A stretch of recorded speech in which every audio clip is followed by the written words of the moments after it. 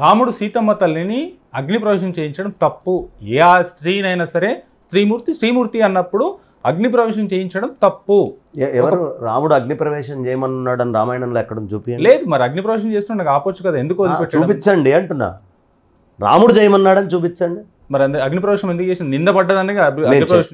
చాలా మంది హిందువులు రాముడు సీతకి అగ్ని పరీక్ష పెట్టాడు అని అంటారు. లేదు, రాముడు సీతకి అగ్ని పరీక్ష పెట్టలేదు. కానీ సీతని కొన్ని వేల వందల మంది ముందు నిలబెట్టి భయంకరమైనటువంటి మాటలతో అవమానపరిచాడు. అండగా ఉండవలసినటువంటి భర్తే అనరాని మాటలనేటప్పటికీ తన భర్త చేసినటువంటి అవమానాన్ని తట్టుకోలేక అగ్నిలో దూకి ఆత్మహత్య చేసుకుంది సీత రావణాసురుడి దగ్గర ఉన్నప్పుడు రాముడు నా భార్య లేకపోతే నేను బతకలేను, లక్ష్మణ సుగ్రీవ నా భార్యని కాపాడటానికి సహాయం చేయండి అని దొంగేడి పేడిచి తీరా తన భార్య దగ్గరికి వచ్చేటప్పటికి తన మనసులో ఉన్నటువంటి ఇసపు అనుమానాన్ని బయటకు కక్కున్నాడు. కొడుపుతో ఉన్నటువంటి భార్యని అడవులో వదిలిపెట్టేశాడు. ఇలాంటి వాడు మనకి ఎలా ఆదర్శ పురుషుడో నాకు అర్థం కావట్లేదు.